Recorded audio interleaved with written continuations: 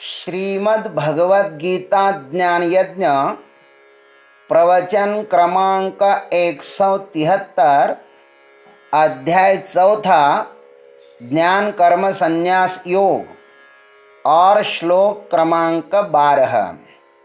ओम त्र्यंबकं यजामहे सुगंधिं पुष्टिवर्धनम् उर्वारुकमिव बन्धनान् मृत्योर्मुक्षीयमामृतात् समस्तजनकल्याणनिरतं करुणामयं नमामि चिन्मयं देवं सद्गुरुं ब्रह्मविद्वरं वसुदेवसुतं देवं कंसचानूरमर्दनम् देवकी परमानंदं कृष्णं वंदे जगद्गुरुम्। ओम तत्सत।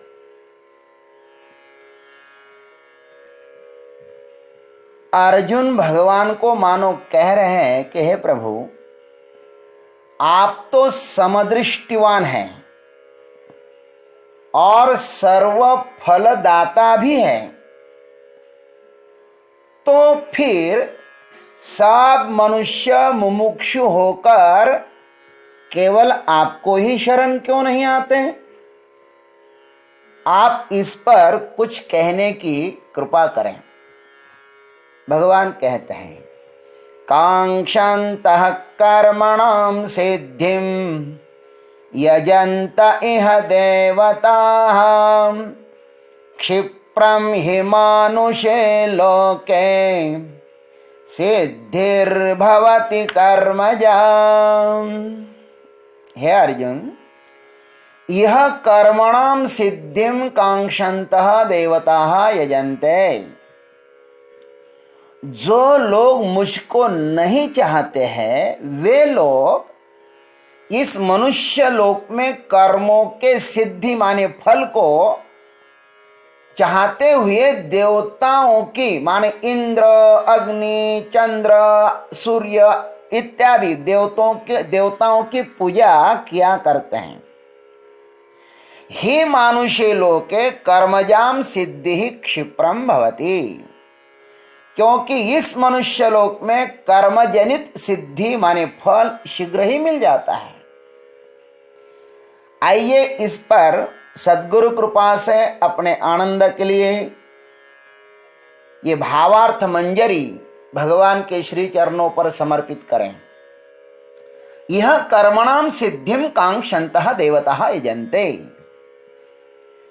जो लोग मुझको नहीं चाहते वे इस मनुष्य लोक में कर्मों के सिद्धि को चाहते हुए देवताओं की, इंद्र आदि की पूजा किया करते हैं। यह गीता समस्त साधकों के लिए परम आश्वासन का केंद्र है। वह सबको अपने में आश्रय प्रदान करती है। सब उनके अपने ही बालक है और बालक के हित में ही मां का गौरव होता है। बालक के प्रति मां में न हठधर्मिता होती है, न आग्रह होता है, न तिरस्कार होता है, सिर्फ बालक का हित होता है। मां हितैषिणी ही होती है। वह बालक के लिए अकारण करुणा वरुणालय ही होती है। इसी कारण से वेदों ने भी उसे प्रथम स्थान दिया है, मातृदेवो भव। भगवान का यह प्रतिरूप ही है। सर्वप्रथम प्रभु की झांकी मां में ही दिखाई देती है। मां में जो वात्सल्य है ना, वह प्रभु की दी हुई बहुत बड़ी देन है। गीता भी तो हमारी मां ही है ना। इसलिए तो कहा है कि अम्ब त्वाम अनुसंदधामि। हे मां, मैं अपने कल्याण के लिए आपका अनुसंधान करता हूं। गीता के प्रत्येक श्लोक में अपनी तस्वीर देखनी चाहिए। और इस प्रस्तुत श्लोक में गीता उन साधकों के लिए भी आश्वासन देती है जो ऐहिक विषय भोगों से तृप्ति की आकांक्षा करते हैं। तृप्ति हो या न हो, किंतु आकांक्षा तो प्रबल ही है ना। प्रबल आकांक्षा की निवृत्ति का एकमात्र उपाय है कि उन विषयों को जागते हुए सावधानी पूर्वक भोगो, तो वे विषय ही अपनी निरर्थकता को साधक को बता देंगे। भोजन भी करते हो ना तो जागृत पूर्वक करो। इंद्रियों के ऊपर उठने से ही उस परम दिव्यता की प्राप्ति संभव है, किंतु ऐन्द्रिक भोग वासना उसमें प्रतिबंध है। वासना को दबाकर आगे बढ़ा नहीं जाएगा। यदि कोई दमन पूर्वक हठपूर्वक आगे बढ़ता है तो वह महान रुग्णता को ही जन्म देगा। दो ही उपाय है, या तो त्याग करो या तो उसको जानो। भगवान यहां पर ऐन्द्रियक कलुषता को शुद्ध करने का एक वैदिक तथा मनोवैज्ञानिक मार्ग का दिग्दर्शन करते हैं। जो साधक परम वैराग्य को प्राप्त नहीं हुए हैं अतः मुझे नहीं चाहते हैं, वे लोग शुभ कर्मों के द्वारा अन्यान्य इंद्र अग्नि आदि देवताओं की उपासना के द्वारा इच्छित फल को प्राप्त करते हैं। देवता का अर्थ ही है कि जो दिव्यता की तरफ ले जाए। श्री राम, श्री कृष्ण, इंद्र आदि ये देव हैं, इनकी उपासना से ही ऐहिक भोग प्राप्त होते हैं। जो भी साधक अपने आराध्य को अपने हृदय में धारण करे तो उन्हें भी शनै शनै उन देवताओं की तरह दिव्यता प्राप्त होगी ही। श्री राम, श्री कृष्ण के उपासकों को उनके जैसा दिव्य जीवन जीना चाहिए। इनके यहाँ पर परमात्मा परिपूर्ण रूप से उतर आया है। भगवान श्री कृष्ण में, राम में आदि में परमात्मा समग्र उसमें उतर आया है। इसलिए भगवान श्री राम, भगवान श्री कृष्ण गृहस्थाश्रम में रहे, किंतु गृहस्थाश्रम किंचित भी उन्हें स्पर्श न कर सका। उन्हें कई भी मोह, ईर्ष्या, द्वेष ने अपना भक्ष्य नहीं बनाया। उनका चरित्र प्रमाण है कि वे भोगी होते हुए भी ब्रह्मचारी ही थे, ऐश्वर्य संपन्न होते हुए भी परम विरक्त ही थे। स्वयं को वे किसी के भी साथ नहीं बांध सके। मछली सागर में रहती है किंतु सागर उनमें नहीं रहता। गृहस्थाश्रम में रहिए किंतु गृहस्थाश्रम आप में न रहे। उससे सदैव मुक्त ही रहना चाहिए। यही जीवन की दिव्यता है। यह मनुष्य ही देव हो सकता है, अतः उन्हें शुभ कर्म करते रहना चाहिए। अपने जीवन को अधिकाधिक शुभ कर्म में ही लगाना चाहिए। जो अपने आप को शुभ कर्मों में ही लगाता है उसके आसपास सब दृश्य और अदृश्य रूप से शुभ शक्तियां ही इकट्ठी होने लगती हैं। इस संसार में शुभ भी है और अशुभ भी है। दिव्य आत्माओं की आराधना करो तो दिव्यता आएगी, और अशुभ आत्माओं की, भूत प्रेतों की उपासना करो तो जीवन सब अशुभता से ही भर जाएगा। उपासना उपासक को उपास्य जैसा ही बनाती है। जो देवों की उपासना करता है, देव उसे उनको मनोवांछित फल देते हैं। परस्परम भावयन्तः श्रेयः परमवाप्स्यथ, ऐसा पिछले अध्याय में सूत्र आया है। इस मनुष्य लोक की यही विशेषता है कि यहां पर किया हुआ कुछ भी व्यर्थ नहीं जाता। इस संसार में अनेक देवताएं हैं, चाहे जिसकी उपासना करिए। श्री कृष्ण ने आगे स्पष्ट ही कहा है, यान्ति देवव्रता देवान् पितॄन् यान्ति पितृव्रताः भूतानि यान्ति भूतेज्या यान्ति मद्या जिनोपि माम्। देवताओं की उपासना करने वाले देवताओं को, पितरों की उपासना करने वाले पितरों को, भूतों की उपासना करने वाले भूतों को, तथा मेरी उपासना करने वाले मुझको ही प्राप्त होते हैं। इतनी सुंदर गॉड गिफ्ट प्रकृति ने मनुष्येतर और किसी भी जीवों को नहीं दी है। ये तो भगवान का वरदान है जो हमें मिला है। मनुष्यों का उत्थान शुभ कर्मों में ही है और पतन है अशुभ कर्मों में। प्रकृति ने मनुष्य को देव बनाने की अनेक सुविधाएं दी हैं। यह सौभाग्य मनुष्येतर प्राणियों को नहीं मिला है। पशु पशु ही होगा, देव नहीं। किंतु मनुष्य गिरेगा तो पशुता से भी नीचे गिरेगा और उठेगा तो देवों से भी ऊपर उठेगा। यह इनको सुविधा दी गई है, यह उनको स्वतंत्रता दी गई है। भगवान ने हमें बहुत स्वतंत्रता दी है। अतः भगवान कहते हैं, हे मानुष्य लोके कर्मजाम सिद्धि क्षिप्रम भवति, क्योंकि इस मनुष्य लोक में कर्मजनित सिद्धि शीघ्र मिल जाती है। उस परमात्मा के पास पहुंचने के दो मार्ग हैं, एक निष्काम कर्मयोग और दूसरा है सकाम कर्म। उस कारण ब्रह्म की प्राप्ति करना हो तो श्रुति ने स्पष्ट ही संकेत दिया है।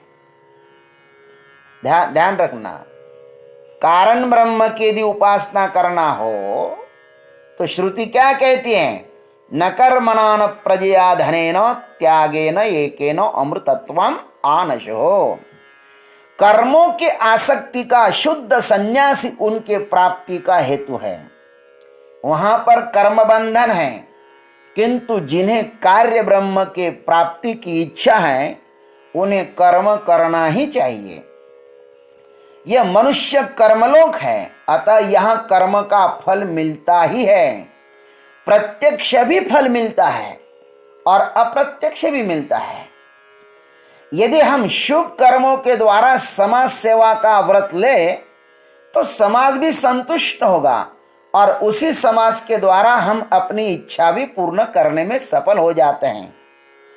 आप मधुर बोलना शुरू करो तो प्रत्युत्तर के रूप में आपको मधुरता ही मिलेगी। जिसने भी समाज सेवा की उसे इस समाज ने अपने दिल में बैठा दिया।